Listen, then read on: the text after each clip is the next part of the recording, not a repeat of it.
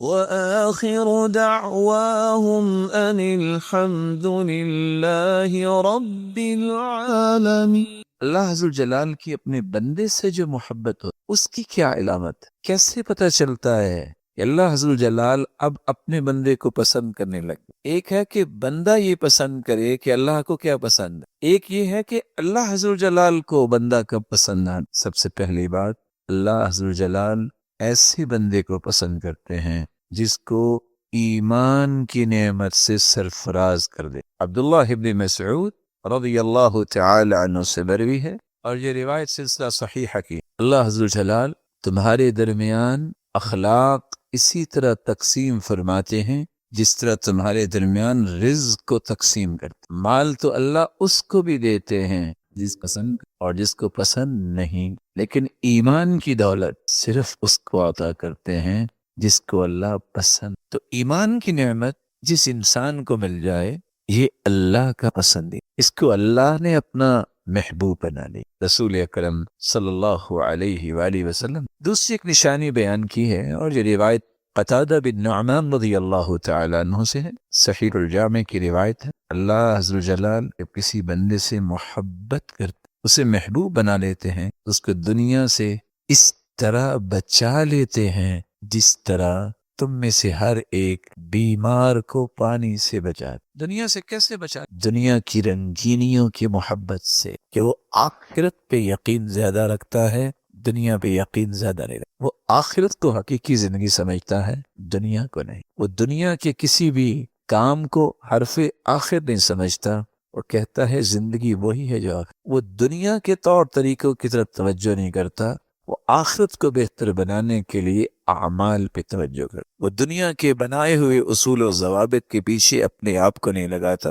وہ یہ دیکھتا ہے کہ اللہ اور اس کے رسول نے جو زندگی گزارنے کا دستور دیا ہے وہ کیا کہتا ہے، اور وہ دستور قرآن اور حدیث۔ تیسرا عمل جس سے انسان اللہ حضر جلال کی محبت میں آ جاتا ہے، اور شاید کہ یہ آج کے معاشرے میں تھوڑا سا مشکل ہے، لوگ اس بات کو سمجھنے سے قاصر ہیں، اللہ عز و جلال جس کو پسند کرتے ہیں تو پھر اس کی آزمائش کبھی کوئی بیماری آ گئی، کبھی کوئی فکر آ گئی، کبھی کوئی غم لاحق ہو گیا، کبھی جانی نقصان، کبھی مالی نقصان، کبھی پھلوں کا نقصان۔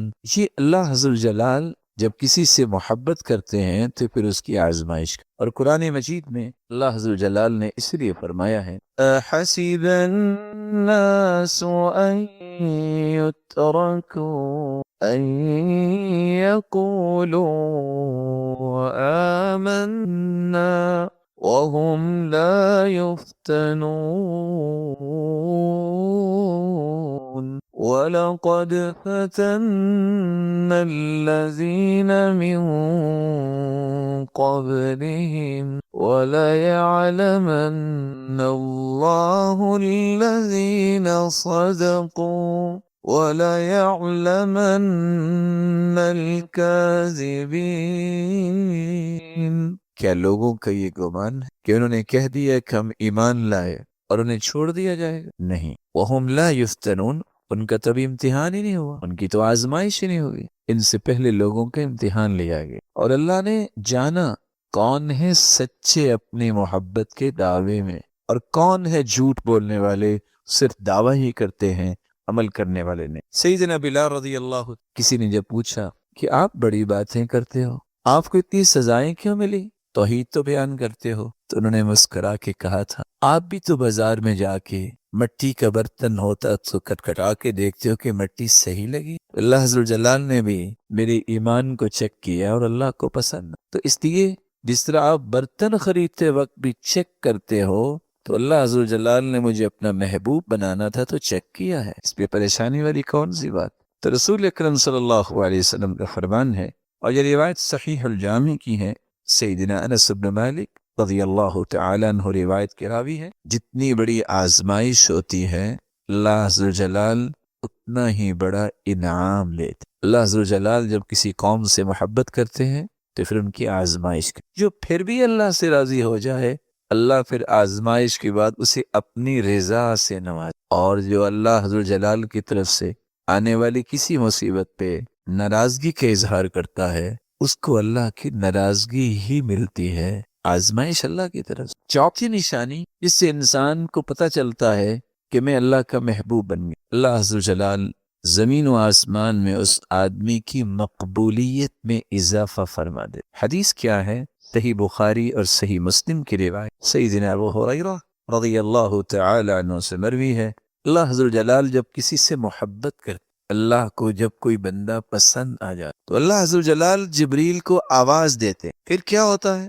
آسمانوں میں زلزلہ آ جاتا، سب فرشتے بے ہوش ہو جاتے، اللہ کے حکم سے سب سے پہلے جبریل ہوش میں آتے، اور پھر اللہ عز و جلال جبریل سے کہتے، اور جبریل کہتے ہیں ماذا یقول ربنا، ہمارے رب نے کیا فرمایا؟ پھر خود ہی کہتے ہیں یقول الحق، اللہ عز و جلال تو حق۔ تو سب سے پہلے اللہ اطلاع دیتے ہیں، خبر دیتے ہیں تو جبریل کو، جبریل یہ میرا محبوب ہے، آج کے بعد تم بھی اسے اپنا محبوب بن، محبت کرو۔ جبریل اس سے محبت کرنے لگ جاتے ہیں، کیونکہ حکم کس کا؟ اللہ کا۔ پھر جبریل آسمان کے دوسرے فرشتوں کو بتاتے ہیں، آسمان کے فرشتے اس سے محبت کرتے ہیں۔ کتنے فرشتے؟ میری اور آپ کی زندگی میں کوئی ایسا نظام نہیں آیا، نہ آئے گا جو کسی بھی کیلکولیشن کے نظام کو جمع کر کے کیلکولیٹ کر سکے۔ حدیث کا اشارہ میں کر دیتا ہوں جو آپ نے سنی ہوگی، ایک بیت المعمور بھی ہے بیت اللہ کے اوپر آسمانوں میں، جس فرشتے نے ایک مرتبہ طواف اس کا کیا ہے قیامت تک اس کی دوبارہ باری نہیں۔ کتنے ہیں فرشتے؟